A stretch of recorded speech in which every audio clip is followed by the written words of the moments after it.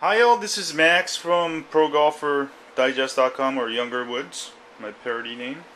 Actually, I got this Nike driver that I got from Nike's marketing team like a couple months ago. Well, the problem is with this shaft is that it's a nice shaft, but it's a stiff shaft, and with the stiff shafts, I can't really hit the ball that good, and nor can I hit it far enough as I can, because my swing speeds are about 110, 120. So I got a new shaft today.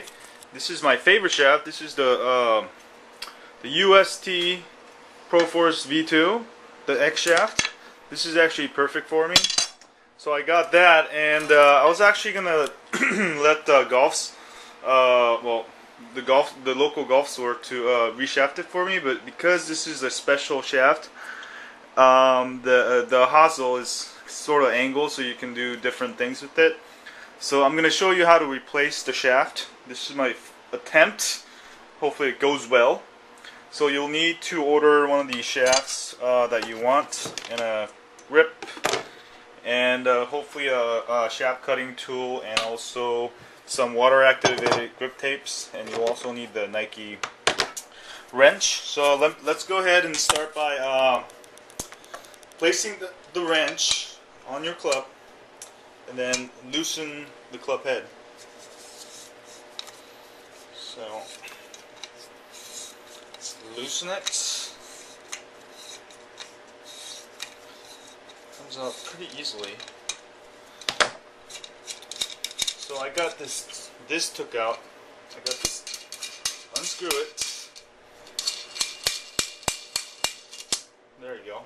So I got the club head out, and let me get a marker. Because this shaft has the arrows things, you will want to mark it. For me, but I just use the center setting, so I'm just gonna mark the center setting. So right there. Right? Yep, perfect. Oops. All the way there, just in case it rubs off or something. So I got it marked because once you take the fuel out, there's no way telling which is the right way, and you can see the actual shaft goes at an angle to this adapter thingy. And so now I'm gonna attempt to pull this out somehow. So just make sure you have like a glove ready when this thing gets hot, and I'm thinking you just get this thing hot on a gas stove, or if you have a butane burner, that would actually be ideal. But I don't like spending money on stuff I don't need, absolutely need. So get it right there, and then get it on the tip, and just get it super hot, So without burning the fuel, because you might want to make use of the fuel. Although I don't need it. If the fuel burns, I'm just going to put it in the center, because that's the only setting I'm really going to use. So I'm still burning. Eventually the epoxy in the inside this thing should get loose, and what we want is that we can just pull it out pretty easily, and that's what should happen. I don't know how long I should do it. I'm just gonna leave it on for a little bit longer. Oops, I'm breaking things over there. So let me show you this. So I'm just burning it until it gets hot enough. So it's still burning. Okay. I think that's actually pretty hot now. Let me try to pull it out. So let me get this. See if I can pull it out. Ooh, yeah, I can kind of smell it. Almost. Now a little bit longer. So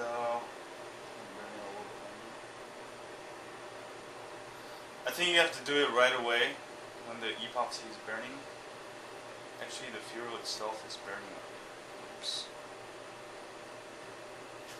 So, this is my poor attempts.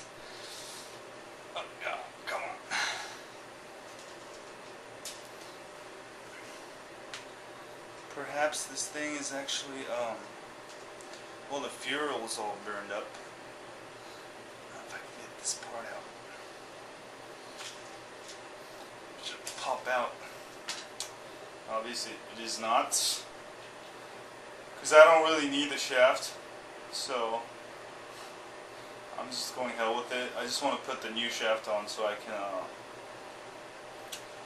play with my new shaft. The shaft just, I can't use it for anything. So it's really hot, it should come off. I don't know why.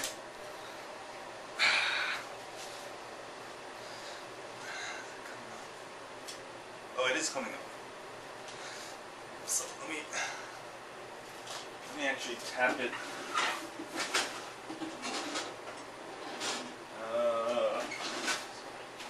There we go. Let me tap it with a. Let me just tap it out.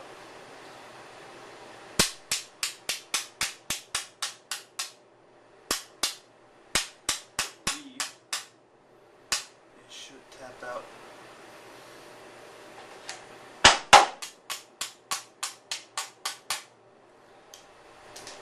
This one, I wish I had some tools, real tools.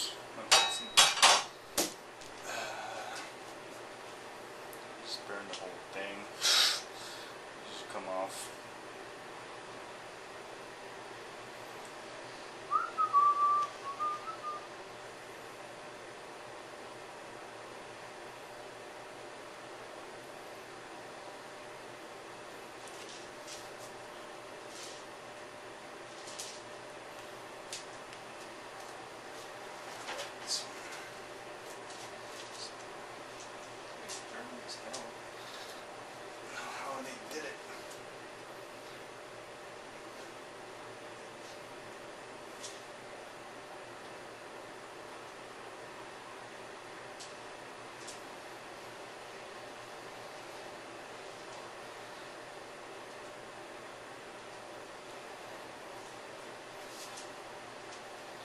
Just gonna take it out. It's gotta somehow come out.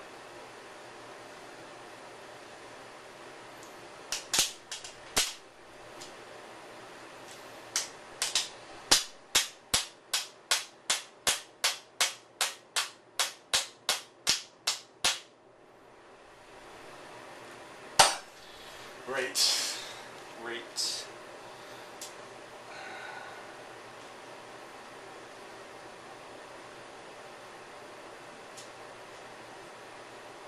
Not sure why it's not coming out. Perhaps it's not made to come out.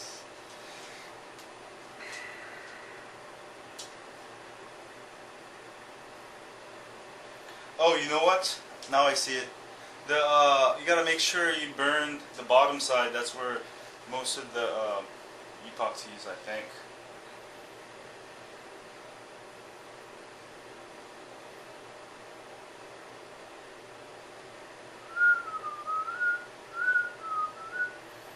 Perhaps I wasn't being patient enough. Actually, just pull on it until it starts pulling out.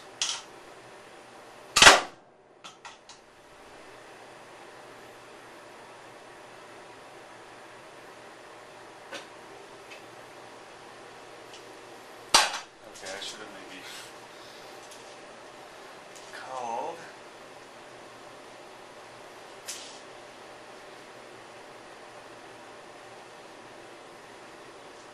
You know what? I have a way.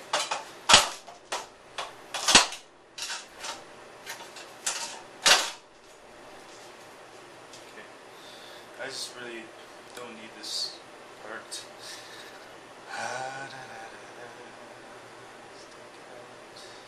There you go, it's actually pulling out now.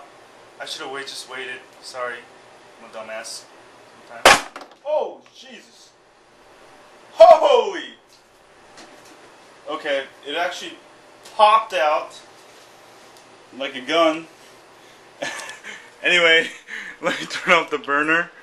I don't know where it went, but it popped off.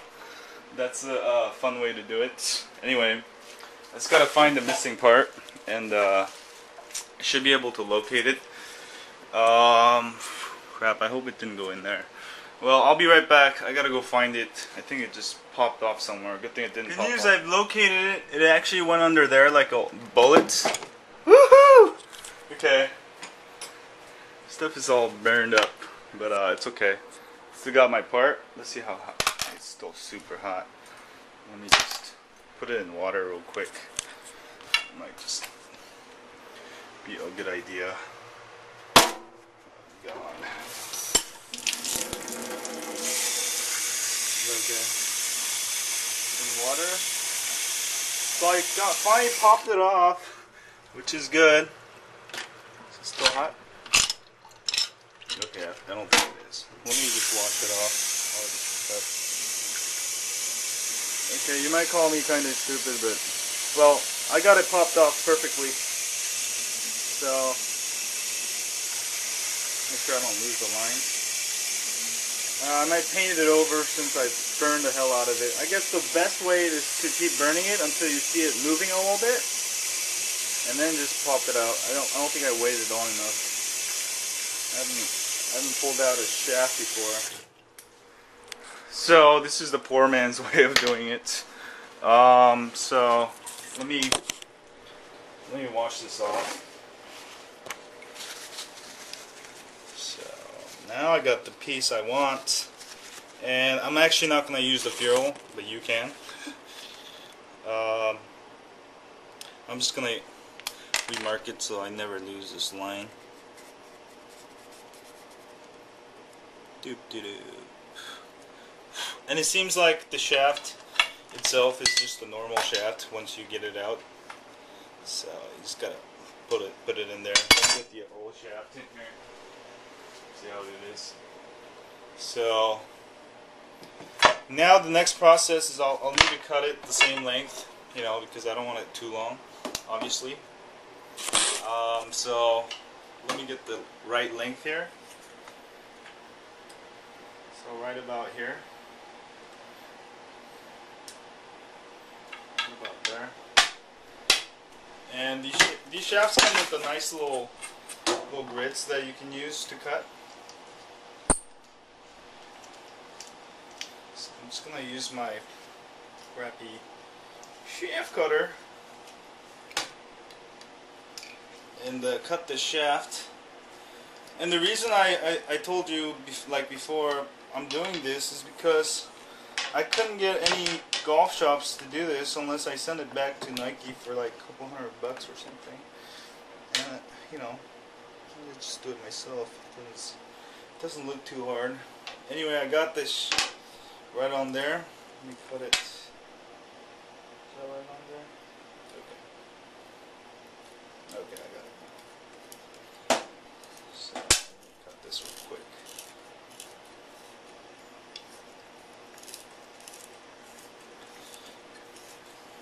By the way, this is the cheapy way of doing it, but you know, save some money.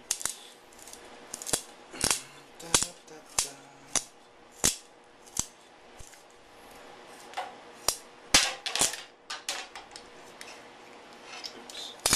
Oh, I should just pop off.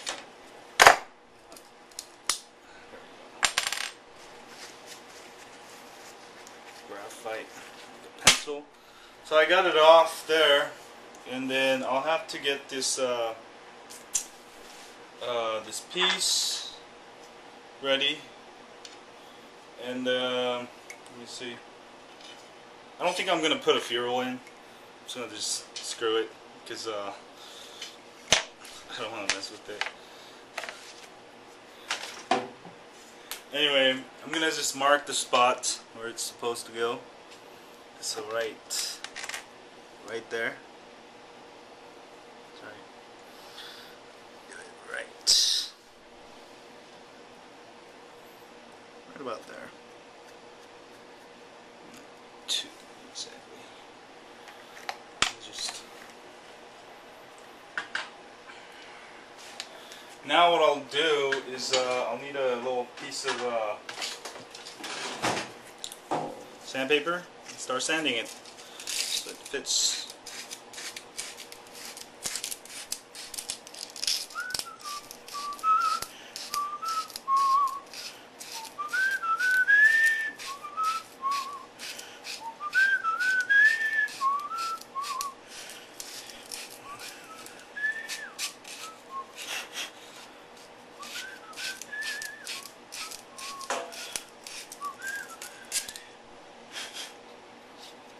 pretty nice bow.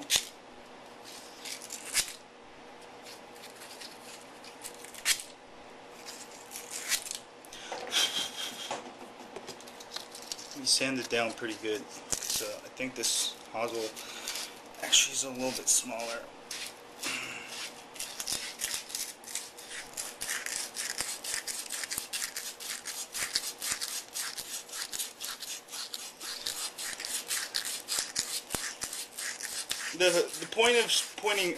The point of changing shafts is because usually the factory shafts are usually really crappy.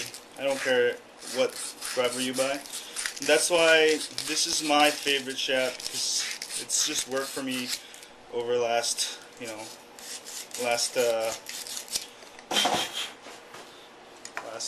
20 years or so. So I got the shaft nicely. Oh, now it fits snugly, right? So I don't think it actually matters which way you put it in, because it's automatically angled a bit. But that's actually pretty good. You don't want to do it too much, maybe a little bit there, because what will happen then is that you might rub into the graphite too much, which is something you don't want to do. Just enough that should be enough. It doesn't have to be super perfect. Okay, so I got it in, so I'm gonna just epoxy it now with your trusty epoxy and a little piece of UPS paper. Oops. Epoxy. Put some epoxy there.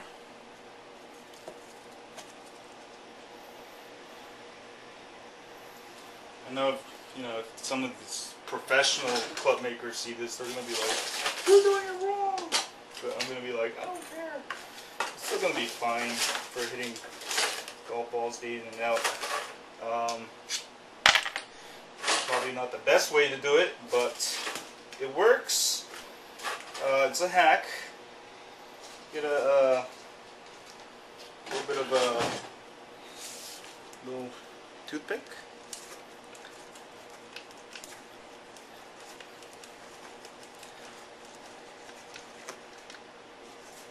And the best way to pull out a graphite shaft is to actually have a shaft puller, but I think that thing costs like $200. I don't really want to spend that much because I don't reshaft my clubs that much. But eventually I'll get one, hopefully. And okay, that's enough. Get ready. Let's put a bunch of nice epoxy in there.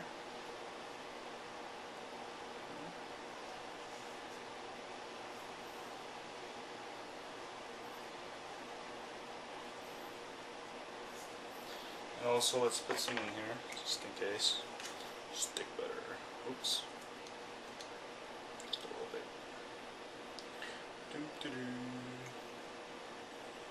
Nicely in there. So I'm gonna put it in, and just put it in snugly. Hoop! There you go. And get a piece of cloth. Don't use a paper towel, because it won't be. It'll stick on there.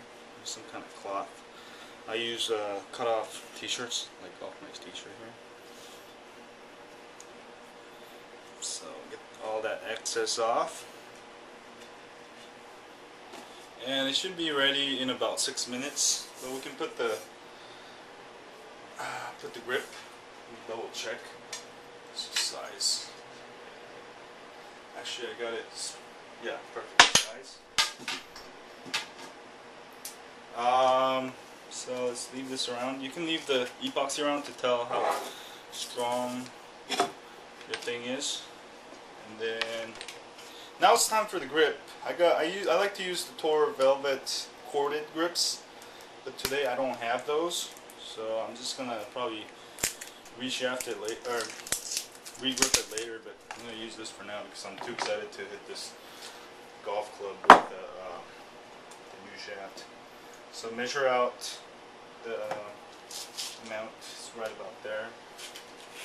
And you know, just put the grip tape on there.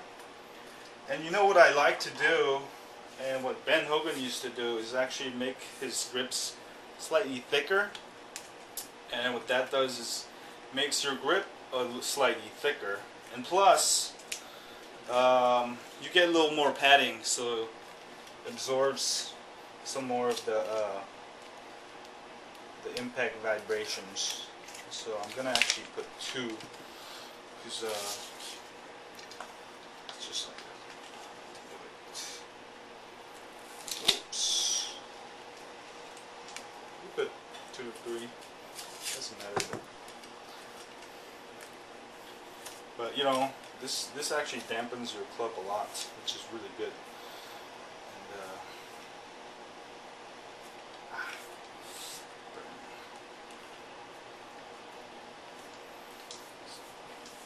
that's super tight. Almost done. Almost done with my new setup. It should be enough. And then now you'll get the little ball mark. Since it's a water activated tape, just put a little soap. I just use regular hand soap. We'll go over here and the shaft in. Get some warm water. No, it doesn't have to be super. Fill it up almost to the top. Shake it. And then throw it around. And then align your golf pride with that mark you made earlier, so you know where the front is. Or the way I like to do it is the backwards. Well, you know, this time I'm just going to use the golf pride. Well, yeah, there we go. The point is right there. It's kind of hard to see. Let me put this over here. So I'm going to do it backwards. This looks cool. And align it with that. You can adjust it after you put it in, so... Oops. Okay. This part is just a little bit tricky by the way I'm holding it. Oops, everything just... There you go, see? Oh. You just pull it in like that and then push it in all the way. Well, the point is, you know, just reshafting here. And then just push it all the way in.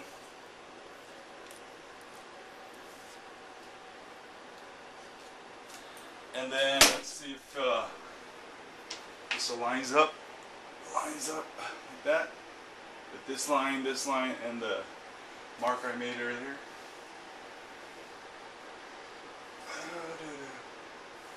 It's okay, most advanced golfers, they don't use the grip to align their golf club anyways.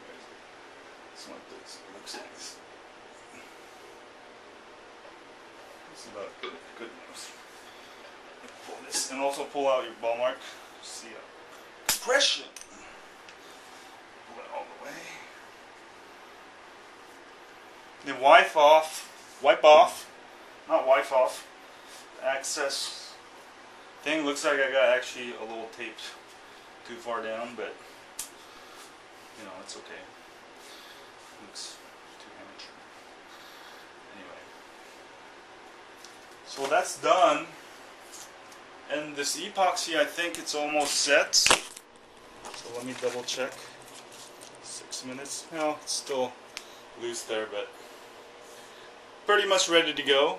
And you can align it back with the line you made. That way it's using. Then let's see if it screws in. And then actually, you know what? You might want to wait till you tighten the because the epoxy is not still set. Or what does it matter? Oh no, it doesn't. I don't think it matters. Let me see. Oh, there we go.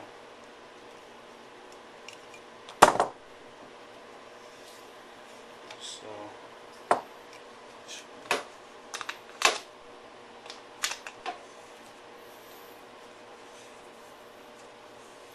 Guess I'm probably voiding the warranty, but it's okay. I just need a clip. Work.